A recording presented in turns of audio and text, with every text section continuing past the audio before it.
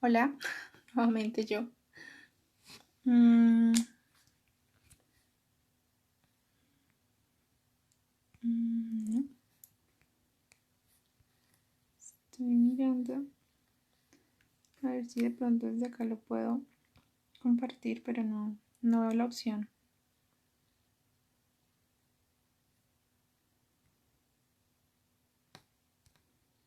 No. Te agradezco, Cris, si puedes mandarme el enlace. Esto por aquí. A ver, vamos a intentar con un nuevo enlace. Lo comparto así como rápidamente.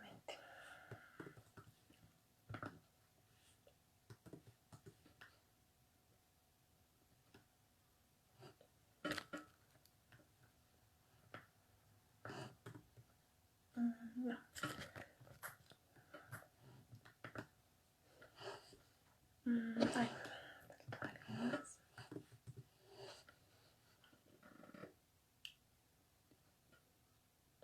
tenemos un minutico a ver si les funciona.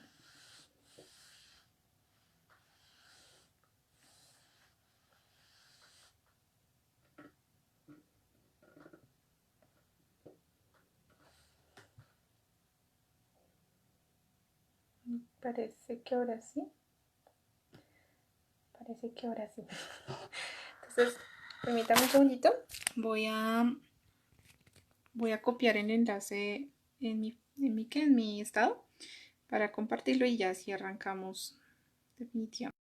Listo. Entonces, todos ya pudieron entrar. Listo. Un saludito a Aleja, un saludito a Helber, a Doris. Y bueno, yo creo que vamos a empezar ya. Ya tuvimos harto tiempo para prepararnos. Y bueno, entonces, buenas noches, ¿cómo están? Me presento, mi nombre es Ana María Romero Ibagón, yo soy psicóloga y magíster en neurociencias de la Universidad Nacional de Colombia.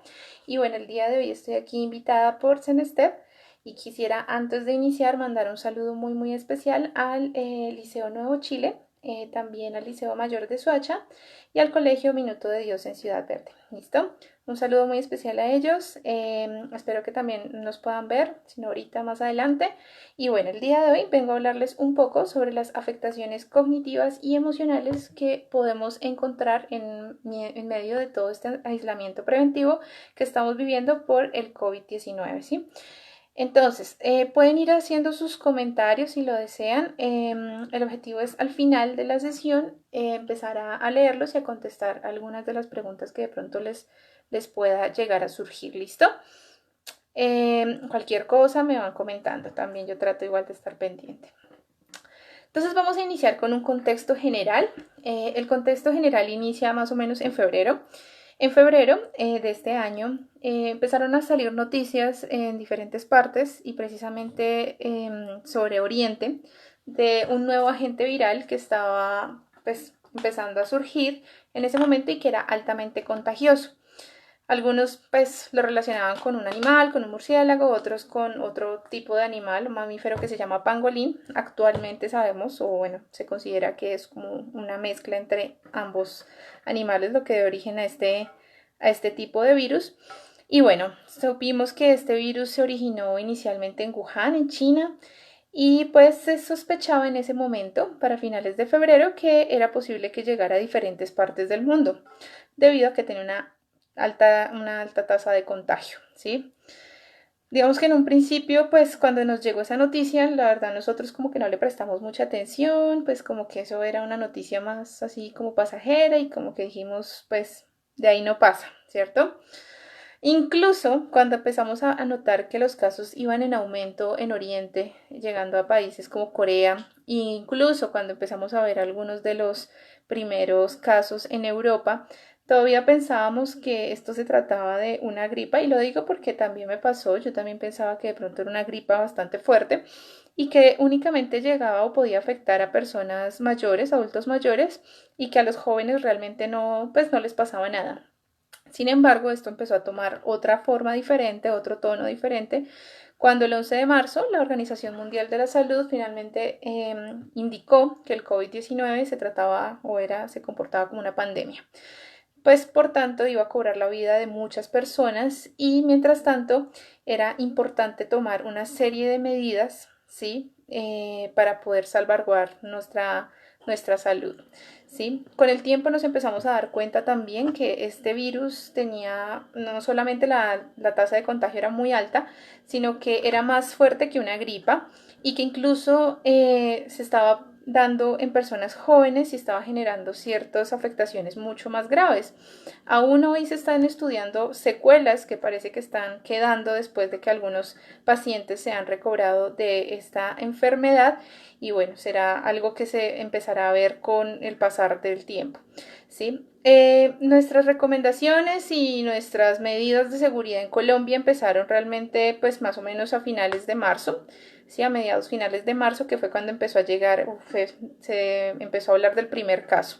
¿Sí? A partir de ahí se empezaron a hacer una serie de recomendaciones, unas restricciones que de forma inicial eran como recomendaciones de lávate las manos cada cierto tiempo, pero después fueron como escalando, ¿no? Entonces después usar tapabocas todo el tiempo, después la limpieza constante de los alimentos que se estuvieran trayendo desde afuera, protocolos de desinfección de cuando uno viniera después de comprar algunas cosas en la calle, precauciones o restricciones al salir, ¿no? Eso de que en un día salen las mujeres, otro día salen los hombres o según el número de la cédula.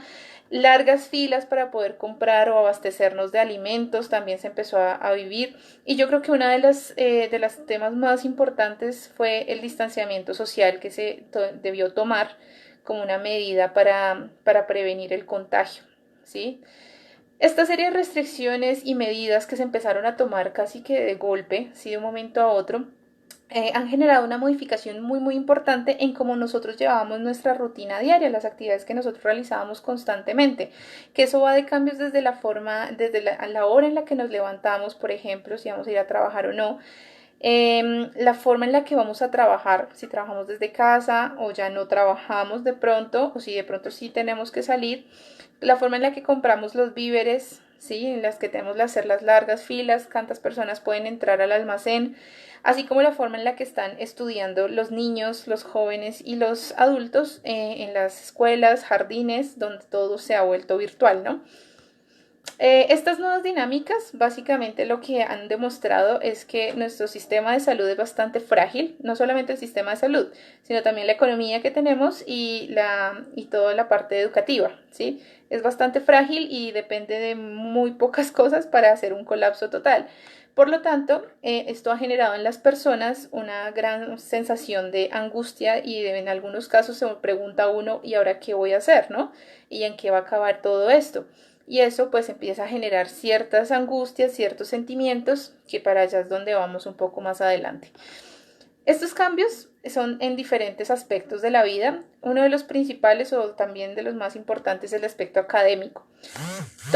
Prácticamente toda la academia se volcó completamente a hacerlo desde la virtualidad, ¿sí? Ahora se usan un montón de plataformas, desde Zoom, desde Google Meets, en fin, para poder hacer las clases, ¿sí? Todos los profesores están dando lo mejor de sí mismos para poder lograr, ¿sí? Que todos los estudiantes puedan escuchar la información al mismo tiempo, que puedan captarla, que puedan aprender lo que necesitan los contenidos de las clases. Y aunque pareciera que los contenidos han cambiado, realmente no cambian, son los mismos contenidos de las clases, lo que sí cambia es la forma en la que se están dictando y pareciera que hay un disgusto o un descontento global entre docentes, estudiantes y profesores en la forma en la que se están llevando estas clases, porque es difícil lograr adaptarnos a esa virtualidad que ahora manejamos. Para nosotros es muy característico que las clases sean de forma presencial para que así logremos como conocer mejor la información.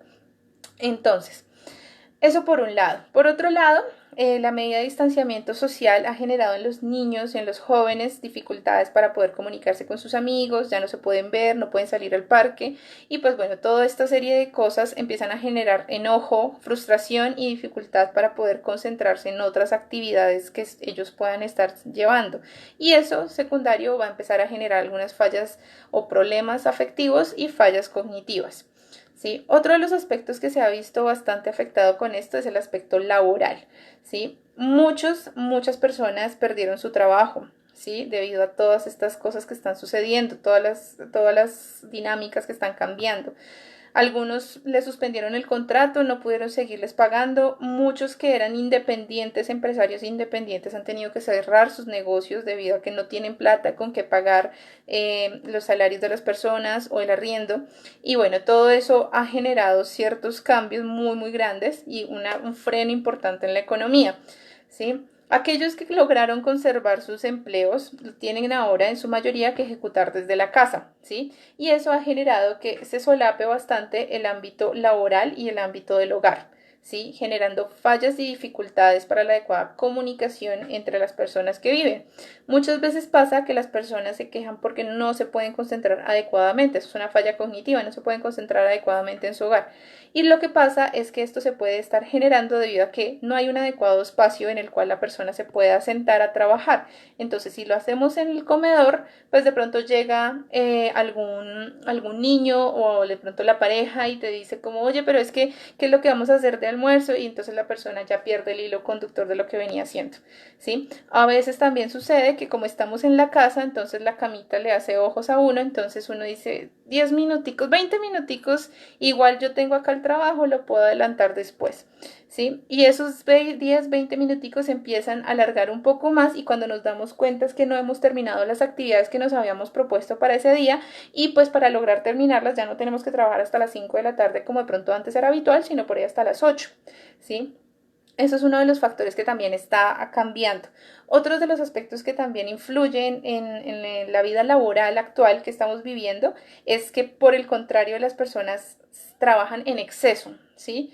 O sea, no diferencian adecuadamente el espacio laboral del espacio del hogar y lo que hacen es que para ellos ahora el hogar se convirtió completamente su oficina de trabajo y como no hay un corte, digamos, en que a las 5 de la tarde ya te vas de la oficina, entonces lo que hace es que la persona continúa trabajando por muchas más horas, puede incluso trabajar hasta 12 horas y realmente no sabe en qué punto va a terminar y ya va a dedicarse a su hogar. Eso va a generar problemas, ¿cierto? Porque es una carga laboral bastante alta, sí va a generar estrés en las personas, va a generar dificultades con otros miembros de la familia, ya que van a percibir que esa persona está completamente ausente a las actividades del hogar que de pronto antes sí compartía, ¿sí? Otro de los aspectos que, como estaba mencionando ahorita, va a tener un impacto es el aspecto familiar, ¿sí? Y aquí es importante mencionar que estos tres aspectos que yo he mencionado, pues, están muy relacionados entre sí. Cuando uno tiene algo afectado en la academia, muy probablemente también se vaya a ver algo reflejado en cómo yo me relaciono con mi familia o cómo estoy llevando mi trabajo también va a tener una relación en lo académico o en lo familiar. Las dificultades académicas van principalmente por las dificultades para lograr delegar actividades para ejecutar en la casa. Entonces, la persona está dedicada a su trabajo o al niño, pero pues también necesita ejecutar actividades, por ejemplo, de limpieza en la casa y eso no se está haciendo adecuadamente, ¿sí? Por otro lado, existen algunas personas en el hogar que han optado por tomar, espérenme, me quito un momentico esto. Ahora sí.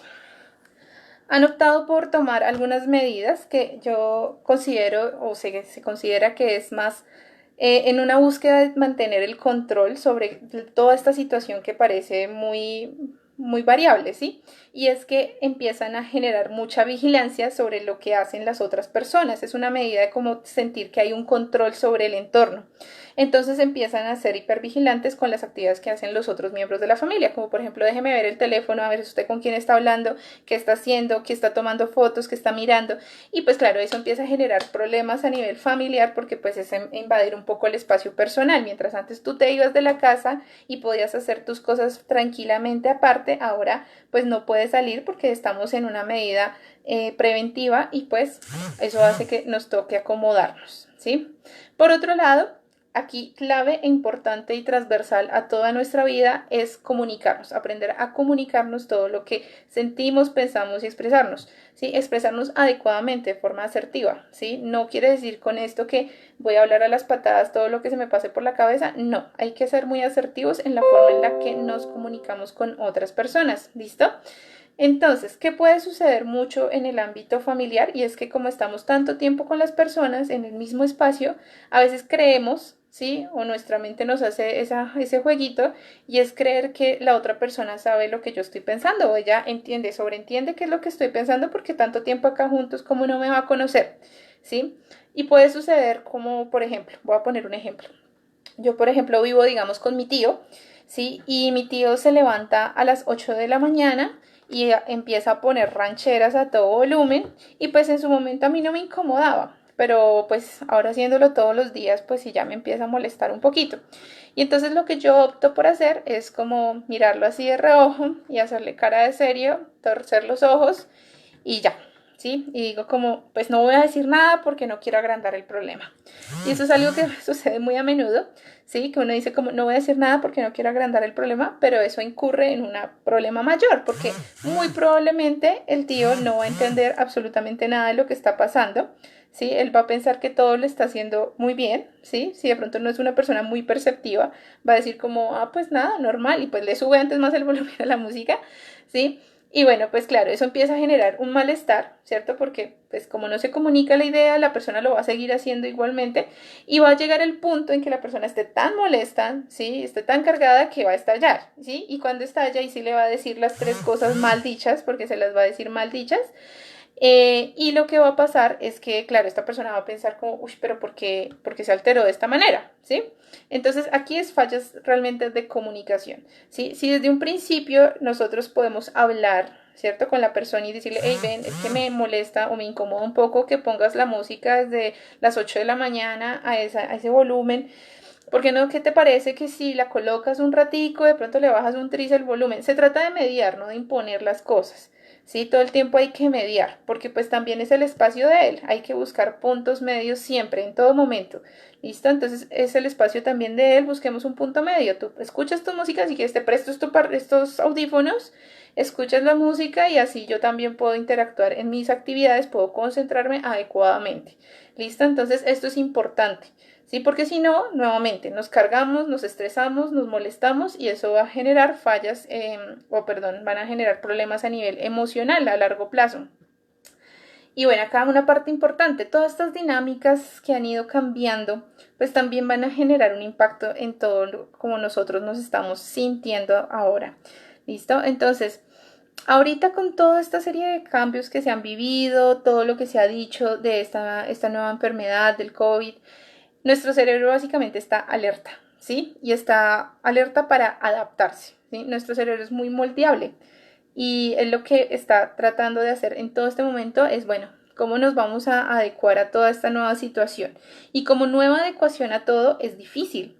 Es difícil porque uno, pucha, no, renuente al cambio, ¿sí? Es difícil cambiar, es difícil hacerlo, es como cuando uno empieza a hacer ejercicio, que los primeros días uno se quiere, mejor dicho, morir, pero claro, después ya empieza a cogerle, uno es moldeable y empieza a hacer los cambios. Así, en este momento está pasando eso. Muchas personas somos, me incluyo, a veces un poco renuentes a cómo toca vivir ahora todas las dinámicas, ¿sí? Pero entonces toca igual, ceder un poco e ir adaptándonos de a poco para que esta pandemia no nos coja tan mal, ¿sí? Esto ha generado mucha angustia, ¿sí? El hecho de poder quizás tener el virus, porque como es invisible, no lo podemos ver y que quién sabe si en algún momento lo podamos tener, nos genera de pronto mucha angustia. La incertidumbre de hasta cuándo vamos a estar en cuarentena, ¿sí? Cada rato nos empiezan a aplazar lo del aislamiento, en que hasta qué momento va a durar esto, cuándo va a volver toda la normalidad. Y si bien la incertidumbre es algo inherente al ser humano, ¿cierto? Porque nosotros todos hemos presentido, perdón, hemos vivido qué es la incertidumbre, como por ejemplo cuando presentamos un examen, ¿cierto? Uno tiene la incertidumbre de ¿será que pasé o no pasé? O por ejemplo cuando nos presentamos a una oferta laboral, ¿será que sí me dan el trabajo o no me dan el trabajo? ¿Sí? Pero el problema de la incertidumbre realmente es que cuando empieza a durar por tiempos un poco más prolongados, se empieza a generar estrés en la persona. Y ese estrés también de forma crónica nos va a dar como resultado enfermedades psicológicas, como por ejemplo la depresión o la ansiedad, por mencionar algunas pocas. Listo. Entonces, Para algunos en este momento pues están sin trabajo y por desgracia también se tienen que quedar en la casa, no pueden salir, no pueden socializar con algunos amigos o compañeros o su familia como de pronto antes sí lo hacían, y esto va a generar sentimientos de frustración, ¿sí? Tristeza. No sé cómo voy a resolver las deudas que tengo, por ejemplo, ¿sí? ¿Cómo voy a hacer con mi falta de ingreso económico, ¿sí? Y bueno, todo esto va a generar que empiecen a salir síntomas como por ejemplo de la ansiedad, ¿sí? Los cuales ya ahorita voy a explicar como mucho mejor. Y por otro lado también surgen síntomas de depresión, por ejemplo al pensar como mi familia está tan lejos y quién sabe cuándo los volveré a ver, quién sabe cuándo volveré a visitar a mis amigos, quién sabe cuándo voy a volver al cine, cuándo voy a volver de paseo. Extraño tener un abrazo, extraño tener, no sé, a alguien a mi lado, en fin. ¿Sí? Y todo eso, esa falta de como esa red de apoyo que a veces, ahorita es todo virtual, ¿sí? Pero a veces uno la siente mejor ahí física, ¿sí? Va a generar fallas o problemas a nivel emocional, ¿sí? Y vamos a sentirnos tristes, vamos a tener sentimientos de tristeza también. Y bueno, y eso de la tristeza, ¿en qué momento se vuelve depresión? Entonces, la depresión realmente es un trastorno psicológico en el cual se va a experimentar un sentimiento de tristeza constante, ¿sí? Va a estar bastante prolongado en el tiempo. Va a haber una pérdida del interés sobre las actividades que hacemos, ¿sí? Como que no dan ganas de hacer mucho y casi nada. Y bueno, esta es una enfermedad como tal, esto no es algo esotérico, ni se trata de echarle ganas, sino es una enfermedad, ¿sí? Y como es una enfermedad, así como la gastritis, así como la dermatitis, así como muchas otras enfermedades, va a afectar tanto la parte física de nosotros, ¿cierto? Como nuestros pensamientos y como la forma en que nos comportamos frente a otras personas, ¿sí? Entonces, yo sé que todos en algún momento de la vida hemos experimentado la tristeza. Puede ser porque perdimos a alguien querido, un ser querido, tuvimos una ruptura amorosa, quizás, o perdimos algún trabajo que nos gustaba mucho. Todo esto, no, todos nosotros hemos sentido en algún momento la tristeza. Aquí el problema empieza a ser cuando esta tristeza se empieza a prolongar realmente en el tiempo, ¿sí? Y no solamente se prolonga en el tiempo, sino que empieza a interferir con otras de las actividades que yo hacía normalmente. Entonces, por ejemplo, si yo estudio y me siento tan triste que realmente no me quiero levantar de la cama y ya son las 2 de la tarde y es que la clase empieza a las 3 y no quiero y no lo hago, ¿sí? Finalmente no lo hago y así sucesivamente empiezo a faltar a mis clases, pues claro, cuando me doy cuenta es que perdí la asignatura, empieza a interferir, ¿cierto? En mi vida, en mi funcionalidad. Y ahí es donde empezamos a decir como pilas que hay que ponerle cuidado, hay que mirar cómo mejoramos esto porque ya se está convirtiendo en un tema patológico, en una enfermedad formalmente. ¿Cómo sabemos, cómo identificamos nosotros la depresión? La depresión se caracteriza por los sentimientos de tristeza, pero también hay ideas de culpa, ¿sí? De pronto le pasó algo a alguna persona cercana y uno dice, fue pucha, fue mi error, fue mi culpa y látigo, ¿sí? Golpes de pecho. Sí, la persona se tiende a volver un poco más irritable, entonces cualquier cosa como que le molesta fácilmente. Aparte de eso, pierde el interés y el placer por cosas que incluso antes disfrutaba mucho, ¿sí? La libido también baja, el deseo sexual también baja, existe mucha fatiga, cansancio, la persona dice, pero es que dormí 8 horas y me siento cansadísimo como si no hubiese dormido nada. Esos son síntomas de depresión también. Pueden existir cambios en los patrones de alimentación. Por ejemplo, la persona puede comer mucho, si en exceso, ¿sí? O puede comer muy, muy poco. Realmente no le dan ganas de comer. También hay cambios en el patrón del sueño. Muchas ocasiones duermen mucho tiempo, así como en los ejemplos que les daba ahorita, pero en algunas ocasiones hay insomnio, hay dificultad para lograr conciliar el sueño, lo cual empieza también a afectar la funcionalidad de la persona en algún momento. Y bueno, cuando el tema se pone mucho más complejo, mucho más difícil, empiezan también a surgir ideas de muerte, de como que ojalá esta vaina se acabara más bien pronto. ¿Sí? Y aquí es donde empezamos a decir, es importante comunicarnos y es importante recurrir a un profesional de la salud, ¿sí? ¿Por qué se da la depresión? Como mencionaba antes, esto no se trata de echarle ganas y de decir es que esto es algo esotérico, realmente es algo físico, ¿sí? Es una falta de regulación a nivel neuronal, ¿sí? Y esto se da por fallas en la adecuada comunicación debido a que hay una baja en unos ciertos neurotransmisores en nuestro cerebro. En específico, por mencionar dos bastante importantes, la serotonina y la dopamina. ¿Sí? Esta baja en estos neurotransmisores lo que va a generar es una falla en la adecuada comunicación entre las neuronas, así como una disminución en la sinapsis, es decir, ellas ya no se comunican como antes. Y por eso es que empezamos a sentir otros síntomas asociados como los cognitivos, que me falla la memoria, ¿sí? Claro, si no hay una adecuada comunicación entre las neuronas, pues no se logra almacenar esa información y pues se pierde, ¿sí? Por eso también ocurren las fallas de memoria. Ahora, por otro lado, en el caso de la ansiedad, muchas personas creen que la ansiedad es como lo opuesto a la depresión o es un trastorno como muy diferente a la depresión, y cuando nosotros en la clínica empezamos a ver, realmente están muy juntos. Muchos de los pacientes que tienen ansiedad también tienen depresión, ¿sí? O sea, están muy juntos realmente. ¿Y qué es la ansiedad? La ansiedad básicamente es como un estrés, pero en grandes dosis, ¿sí? Entonces, nosotros, el estrés en realidad es bueno, ¿sí? Aunque parezca algo loco, el estrés es bueno, porque el estrés lo que nos permite es una activación de un instinto de supervivencia que tenemos básico, ¿sí? Evolutivamente es muy básico. Y básicamente esto nos va a ayudar a enfrentarnos a situaciones que creemos o nosotros consideramos nos pueden generar un daño potencial.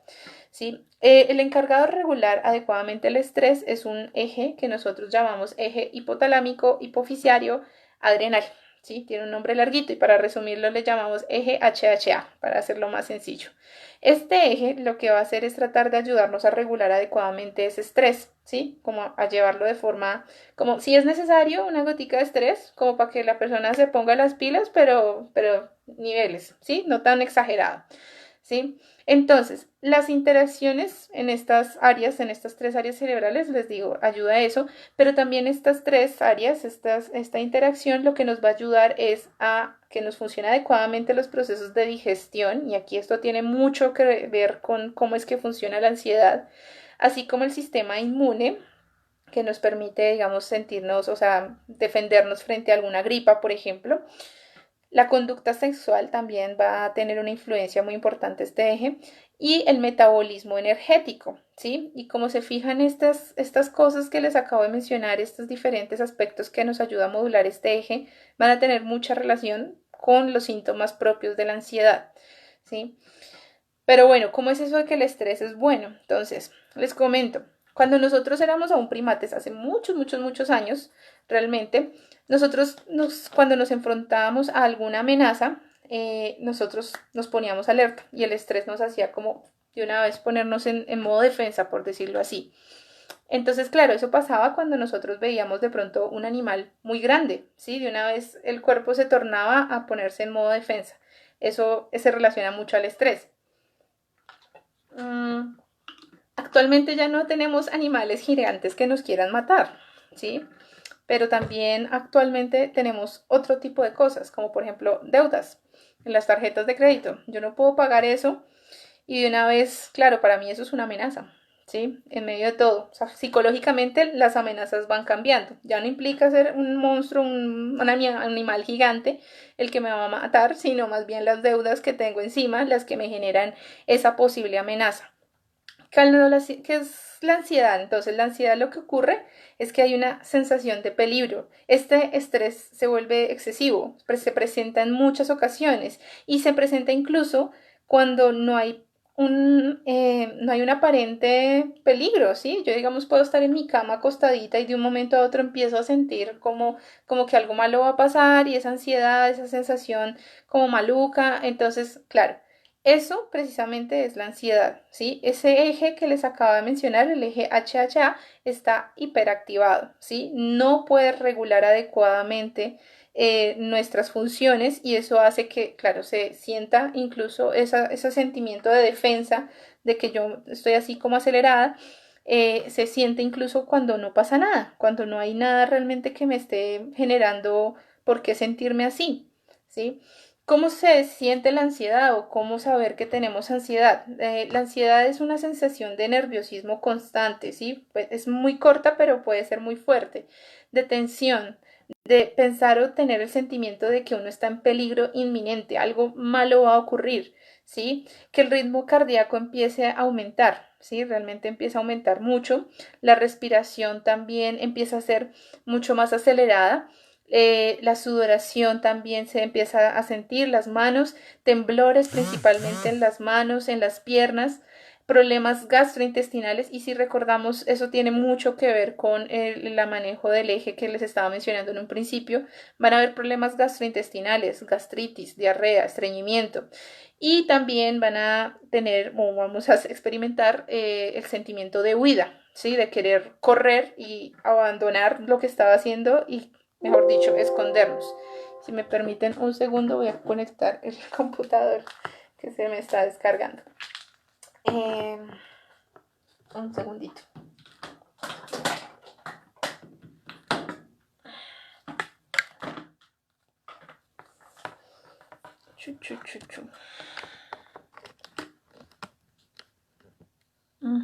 Listo. Ahora sí, retomando. Entonces, estos son los síntomas que nos ayudan a identificar adecuadamente que estamos teniendo síntomas o posiblemente tenemos ansiedad, ¿sí? Si ustedes se acuerdan, estos síntomas que les acabo de ver tienen mucha similitud como cuando un animal se prepara para una pelea o un combate, ¿sí? El animal se pone tenso, si cree que va a perder la pelea, lo que va a hacer es huir, ¿sí? Y son las cosas que nosotros sentimos, básicamente. Entonces, ¿qué es lo que pasa? Que estas sensaciones empiezan a ocurrir cuando pues no hay un peligro real, ¿sí? Incluso puede llegar a ser tan fuerte que nos puede generar ataques de pánico, ¿sí? Que es que entro en shock y no puedo ni siquiera respirar, ¿sí? Y aquí es donde nuevamente les indico, es importante recurrir a profesionales de la salud, psicólogos clínicos, que les ayuden realmente a identificar de dónde es que sale este problema, ¿sí? De dónde es que viene, ayudar a gestionar, a procesar como esa información, a gestionar esas emociones y a que nos ayude a desenvolvernos mejor, porque acá hay un aspecto muy importante y es que si nosotros a nivel emocional no estamos bien, muy probablemente nuestros procesos cognitivos, que voy a explicar ahorita un poco, van a empezar a fallar también. Entonces, eso es muy importante. De aquí la importancia de un trabajo interdisciplinario entre diferentes áreas de la misma psicología. ¿Listo? Entonces, ¿cómo es eso que el estado de ánimo me puede llegar a afectar la cognición y qué es esa cosa de la cognición? Bueno, entonces, ¿cómo nos llega a afectar? Porque claro, nosotros no solo somos emoción, sino que también somos cuerpo y también somos mente. Entonces, todo está ahí en el mismo sitio. Y bueno, la cognición hace referencia precisamente a la capacidad que nosotros tenemos para procesar adecuadamente la información y convertirla en conocimiento, básicamente. Entonces, yo siempre doy un ejemplo y es que vi pasar como algo en el cielo, ¿sí? Después, claro, yo en mi cabeza vi algo, ¿cierto? Entró la información por mis ojos, esa es la percepción en forma inicial. Y ya de forma interna empiezo a recordar, bueno, esa vaina debió ser como un pájaro y empiezo a recordar cómo es un pájaro, el color que tenía, identificar el color que tenía y todo eso pareciera algo muy automático, ¿sí? Realmente uno no se pone a pensar, oye, cómo es un pájaro, ¿sí? Pero todo eso lo hace mi cerebro de forma muy rápida e eso implica una serie de procesos cognitivos que están funcionando en ese momento, ¿sí? Y que los necesitamos para poder desenvolvernos adecuadamente. Entonces, como les mencionaba antes, las emociones pueden estar generando que haya fallas en esos procesos cognitivos. ¿Por qué? Porque estoy sintiendo incertidumbre, porque me estoy quedando en casa y no tengo nada que hacer, no sé qué ponerme a hacer. Entonces hay fallas, por ejemplo, en la atención. Hay gente que de pronto ahorita se está sintiendo un poco más distraído de lo que era normalmente. De pronto también hay fallas para recordar la información. Hay gente que, por ejemplo, dice como, uy, no, es que mi memoria es pésima ahora. O sea, ha empeorado muchísimo. Hay personas que tienen dificultades para planear adecuadamente, entonces se vuelven un poco torpes, van por la lista del mercado y terminan trayendo otra cosa diferente. Y bueno, también hay fallas para planear adecuadamente la información, para ser un poco más flexibles y bueno, todo esto se terminan siendo procesos cognitivos que se ven afectados debido a nuestro estado emocional. Para ir continuando, bueno, ¿y qué es eso de los procesos cognitivos? Hay muchos procesos cognitivos. Yo solamente hoy les voy a hablar de unos como muy generales y de los cuales es donde más se ven afectados por los procesos emocionales que de pronto no estén tan adecuadamente, como por ejemplo la depresión y la ansiedad. Hoy les voy a hablar de la atención, la memoria y la memoria de trabajo, ¿sí? Sin embargo, hay muchos más. Están las funciones ejecutivas, dentro de las cuales entran todos los procesos de planeación, de inhibición motora, inhibición verbal, y también implica todos los procesos de flexibilidad, de resolución de problemas, de cognición social, que hace referencia a cómo interactuamos con otras personas, reconocemos en ellos emociones. Bueno, hay muchísimos procesos cognitivos realmente, ¿sí? Pero entonces hoy me voy a centrar en unos pocos como para hacer la cosa un poco más corta. Entonces vamos a hablar de la atención, ¿sí? La atención es un proceso que marca diferentes aspectos. Por ejemplo, cuando nosotros nos concentramos en una única tarea, ¿sí? Vemos, no sé, una película o una serie o la novela, ¿sí? Podemos estar ahí fácilmente 1 hora y media, 2 horas o quizás más, ahí, concentraditos, ¿sí? A eso es lo que nosotros llamamos atención sostenida, la capacidad que tenemos de estar en un solo foco de atención por largos periodos de tiempo. Por otro lado, existe la atención alternante. La atención alternante lo que pasa es que uno cambia el foco de atención en dos aspectos o más, ¿sí? Así, va cambiando. Entonces, un ejemplo de esto podría ser, por ejemplo, cuando yo estoy escribiendo algo por WhatsApp y estoy hablando al mismo tiempo con alguien, ¿sí? Obviamente, claro, yo estoy aquí cambiando constantemente el foco de atención a lo que me están diciendo y a lo que estoy escribiendo, y es difícil hacerlo, ¿sí? Porque muchas veces nos equivocamos, vamos a encontrar que muchas veces terminamos escribiendo lo que estábamos hablando con la persona. Y es porque si bien implica la atención alternante, también implica otros procesos como el lenguaje. Y eso hace como que haya una sobrecarga y uno como que no pueda realizar adecuadamente las cosas. Eso puede suceder, pero también sucede más fácilmente si uno está teniendo algunos problemas emocionales. Los problemas emocionales, lo primero que empiezan a afectar es la atención, la capacidad atencional, ¿sí? Empezamos a tener más dificultades. Y debido a que hay fallas atencionales, perdón, es muy normal que hayan fallas en la memoria, ¿sí? Es muy importante mirarlo en las evaluaciones neuropsicológicas, donde identificamos, bueno, esta falla realmente es más por un proceso atencional o es un proceso realmente de memoria el que se está viendo afectado. Y este proceso atencional se está viendo afectado por un aspecto emocional o realmente hay una patología que está haciendo una afectación a nivel cerebral, a nivel de la atención, ¿sí? Entonces, eso es uno de los aspectos que tiene que mirar el neuropsicólogo y trabajarlo en conjunto con el psicólogo. Y retomando, la memoria entonces tiene diferentes partes, ¿sí? Una serie de pasos. El primero es el registro de la información. ¿Qué es lo que ocurre en el registro de la información? Acá se da la transformación de la información sensorial que yo percibo a algo un poco más reconocible. Entonces, ¿esto qué quiere decir? Y les voy a poner un ejemplo. Yo siempre pongo el ejemplo de la lista de mercado. Yo tengo en mi casa un sitio especial en la nevera donde pongo la lista y a medida que vaya teniendo, por ejemplo, se me acabaron los huevos, entonces anoto. Se acabó el detergente, voy anotando. Y al final de la semana o de cada cierto tiempo digo, bueno, ya es hora de ir a hacer mercado y miro la lista, ¿sí? Y la llevo a hacer el mercado. Entonces, de forma inicial, cuando yo tengo la lista y la miro, ¿sí? Ahí empiezo a registrar la información. Cuando leo, por ejemplo, manzana, entonces en mi cabeza ya leí manzana, la información fue de tipo sensorial visual, y acá yo en mi cabeza ya la reconocí como es una manzana, entonces me la imagino y todo, la manzanita, ¿sí? Después, ¿qué es lo que pasa? Después de que yo termino de leer esa lista, son varios objetos, lo que hago yo es codificar esa información. ¿Y cómo la codifico? Mi cerebro, ¿cómo la codifica? Él empieza a almacenarla por grupos, ¿sí? Entonces, por ejemplo, mete las verduras a un lado, lo que son las frutas a otro lado, lo que son los granos a otro lado, carnes, elementos de aseo y así. Empieza a hacer grupitos realmente, ¿sí? Y después de eso, lo que hace el proceso que viene a continuación es la memoria a corto plazo.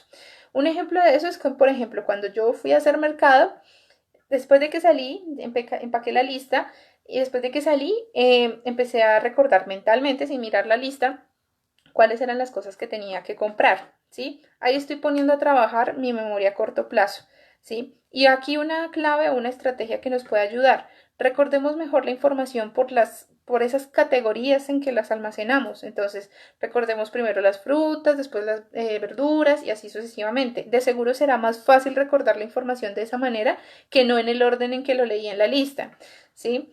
Ahora, después de eso viene otro proceso que es la memoria a largo plazo. Y un ejemplo de eso es que, pero tiene que pasar más tiempo, ¿cierto? Porque por eso se llama largo plazo. Entonces tiene que pasar más o menos unos 40 minutos. Entonces hagan de cuenta que después de que yo salí, repasé la lista, me fui y resulta que tenía que sacar plata del cajero y después sí fui al supermercado, pero había fila. Entonces, bueno, terminé llegando y cuando llegué me di cuenta que había botado el papel de la lista. Entonces ahora sí tengo que recordar la información, evocarla a largo plazo, ¿cierto? Nuevamente, de forma libre. Entonces empiezo a recordar, bueno, qué era lo que tenía en la lista, entonces cuáles eran las verduras, y eso ahí estoy poniendo a trabajar mi memoria a largo plazo. Y por último, existe otro de los aspectos de la memoria que se llama el reconocimiento de la información. Y acá es importante, ¿por qué? Porque este proceso lo que nos va a permitir es identificar adecuadamente cuál era el elemento, en este caso el alimento que yo estaba buscando. Entonces, por ejemplo, yo estoy parada aquí al frente de todas las verduras y yo me acuerdo que en mi lista estaba la cebolla, ¿cierto? Pero entonces hay cebolla larga, cebolla cabezona y cebolla de la moradita. Y entonces, ¿cuál era la que estaba en mi lista realmente? Entonces, ahí estoy activando el reconocimiento adecuado de la información y entonces escojo la cebolla morada y efectivamente esa era la que estaba, por ejemplo, en mi lista, ¿sí? Por poner un ejemplo. Entonces, acá es importante porque puede que sí esté, puede que no. Realmente sí, vemos que se nos olvidó la mitad de la lista, ¿cierto? Entonces uno empieza a decir, oye, sí, es que tengo como problemas de memoria, ¿sí? O quizás son problemas más bien como de las estrategias que estoy usando para recordar la información. Ahí hay que hacer un trabajo para lograr identificar cuáles son los aspectos realmente que están viéndose afectados.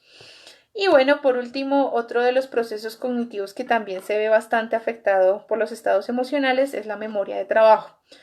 Y eso es igual que la memoria. Sí, no. La memoria de trabajo es una memoria mucho más corta. Es una memoria que nos va a ayudar a resolver cosas muy, muy puntuales y después esa información se va completamente.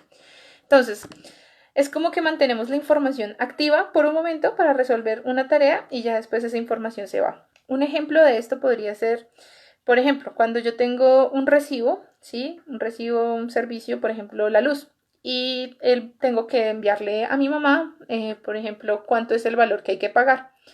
Entonces yo lo que hago es mirar el recibo, ¿cierto? Acá tengo mi recibo, lo estoy mirando y sé que el valor, por ejemplo, es 45.000 pesos, por decir un valor.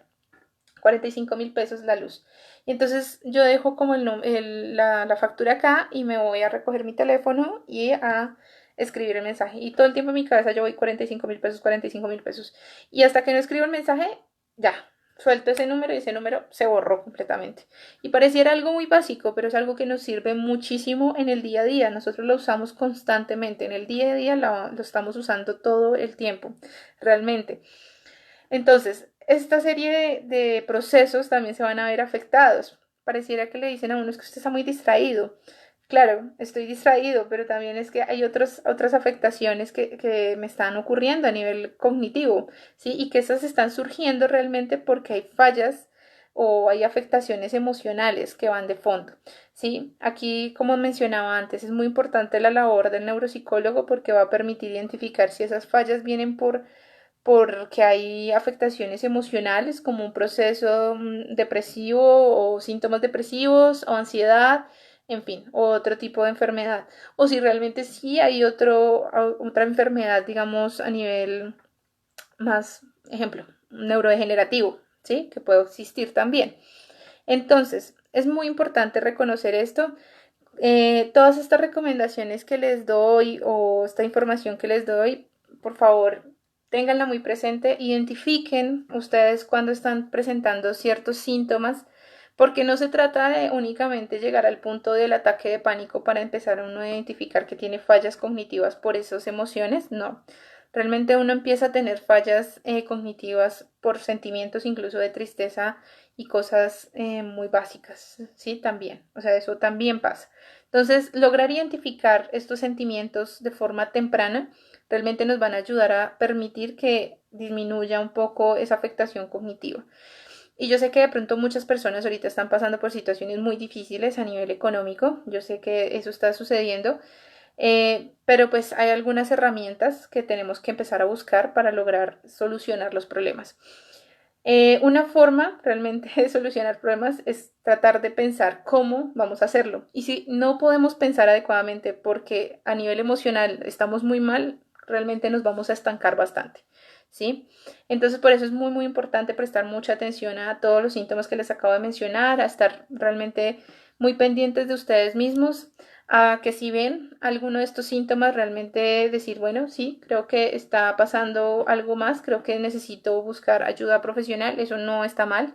Realmente ahí yo sé que hay un mito gigante alrededor de la psicología, de que da mucho susto el consultar en algunos momentos, pero es muy importante y yo creo que muchos de los que consultan terminan sintiendo un alivio después de consultar porque dicen, creo que sí lo necesitaba realmente y ayuda mucho más a desenvolverse adecuadamente en otros aspectos de la vida. Entonces, bueno, muchas gracias por haber escuchado el día de hoy la presentación, este Facebook Live. Quedo atenta si de pronto tienen algún comentario, si, bueno, aparte de las fallas técnicas que presentamos en un principio, pero bueno, si tienen algún comentario adicional o quieren mencionar algo o quisieran mencionar para después otras ideas.